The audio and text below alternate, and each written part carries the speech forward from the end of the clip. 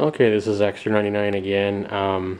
Just want to go ahead and make a quick video and also go ahead and head up questions that might be asked by anybody wanting to build their own CNC cage. I've pretty much went over how I've used zip ties and these modular grid CNC frames to actually make a CNC cage. Use a bunch of zip ties to zip tie it all together. I've also went over in my last video that I would highly recommend, if you're going to make it any bigger than this, to use a wooden frame to support it, so that after a few months you don't have the sinkage that actually my cage has, sinking down about a ½ inch in the middle just from the weight. So wooden frame would actually help if you make anything bigger than this. But I want to go ahead and offer a little assistance on making the Coroplast walls, which you want to go around the entire proximity of each level of your CNC cage, and Coroplast can be obtained. I got it from a sign place that makes signs, and it's basically a waterproof, lot tougher cardboard. Looks like cardboard, it's just they toughen it up with some kind of a plastic and waterproof chemicals, I guess is what they do. Anyway, it's pretty cheap. A 4x8 foot sheet of it runs about $15 to $20 in American dollars, depending on where you buy it. So what you want to do, once you get your wire cage together, you get the ramp in, if you have any ramps, you get everything done as far as the wire, get it all zip tied together. What you want to do is take a measuring tape and measure from on the bottom, measure from one side all the way to the other and get that exact measurement. You'll also want to do the same thing from side to get the depth. So don't just go by the measurements on these the box that contains your grids. You actually want to get the circumference and the measurements from directly inside your cage, so that you have an exact measurement.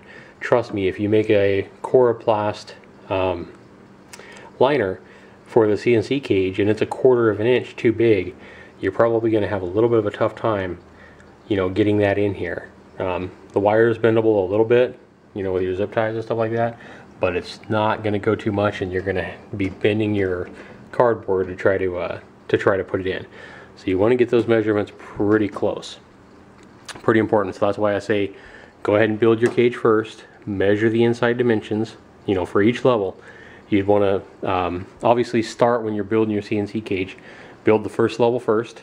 Don't put the top on. You want to get that Coroplast into the first level before you actually add the top. What I'm going to do though is I'm going to go ahead and give you a little bit of help on how to actually cut the Coroplast and how to actually make it work. So what I'm going to do here, because I don't have any sheets of Coroplast and I've already done this project, what we want to do is we want to assume, for the purpose of just showing you, that the sheet of paper here is our 4x8 foot of Coroplast that we've just purchased. Okay.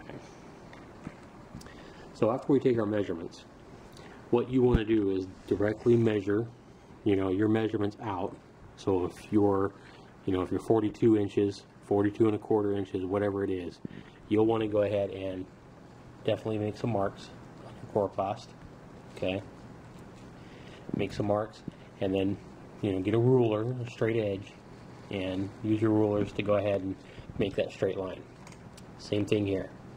Let's see, I'm just giving you a rough example. Obviously mine's going to be sloppy trying to hold the camera and do this as well, but again, make some marks, use a straight edge to go ahead and make that a straight mark.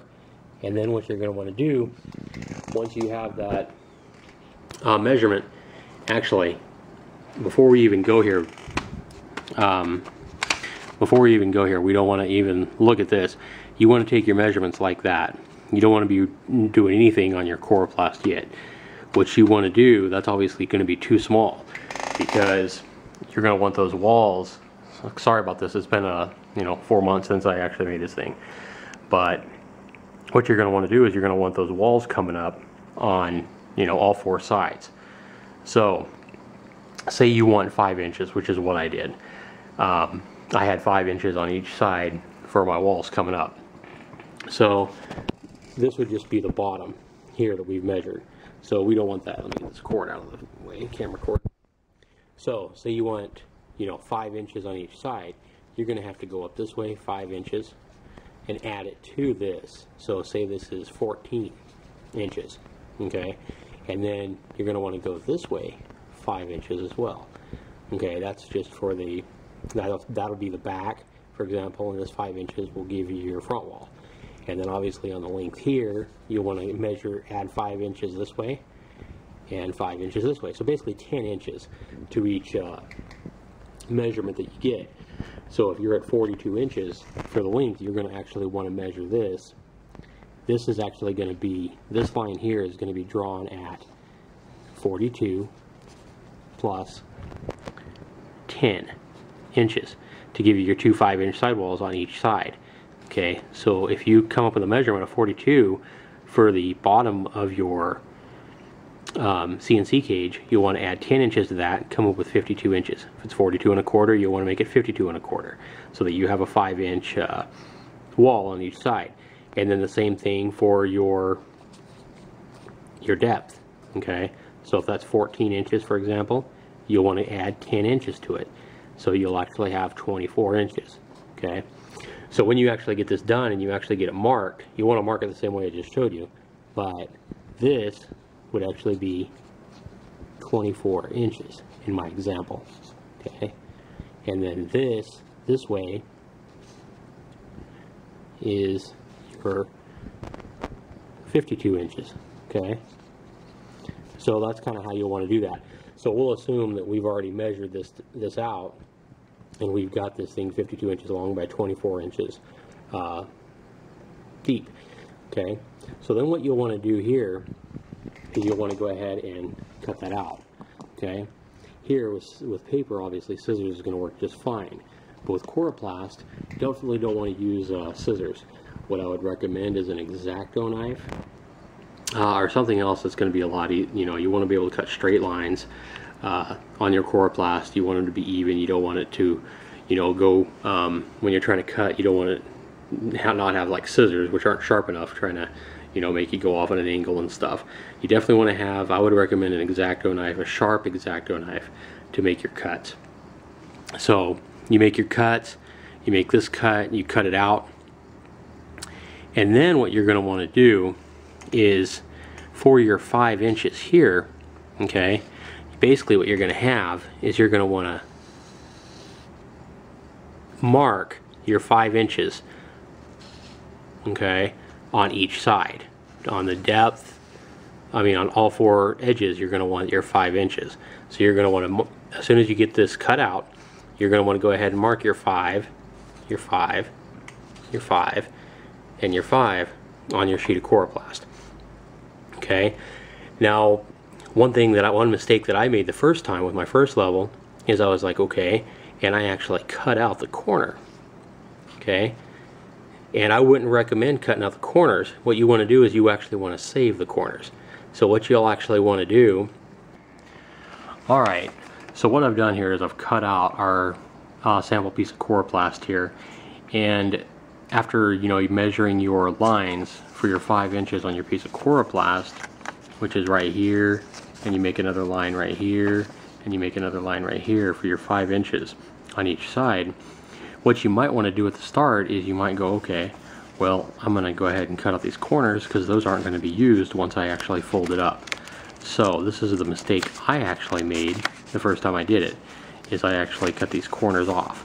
Okay, and then I folded it up. Okay,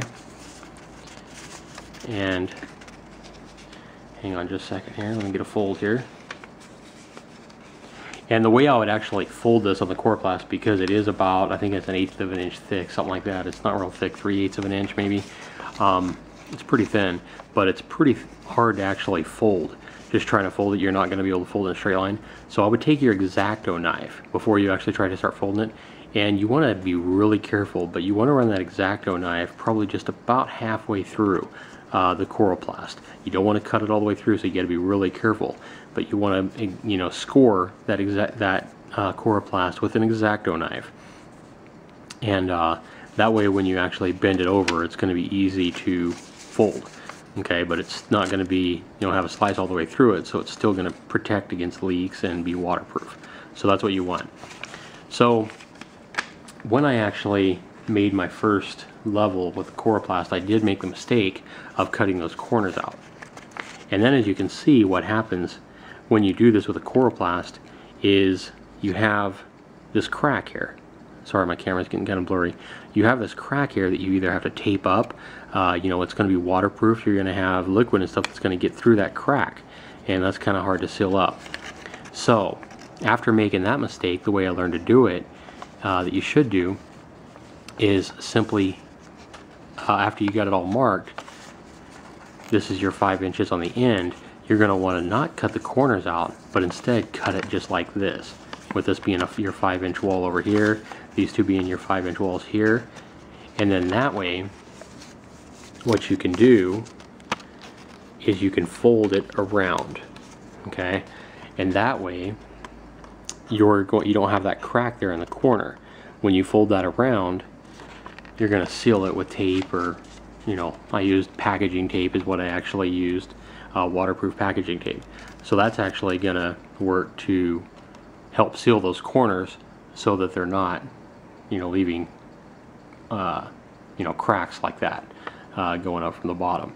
So that is actually the way you actually want to bend that Coroplast. Obviously you're going to want to use an X-Acto knife to bend this, and again score it about halfway through so that you can bend it easily, and then tape it on the sides, and then that's going to be a lot better method for making your Coroplast layer, your Coroplast walls and foundation.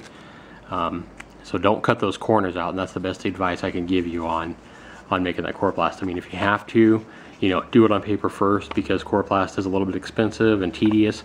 So know exactly what you're doing, even if you have to cut a piece of paper out first, just so you know what you're doing when you're actually working with a Coroplast. But yeah, that's what I can advise. X-Acto knife, and use the X-Acto knife along where you're going to fold it, and try to cut it about halfway through, just being very careful you don't slice all the way through it.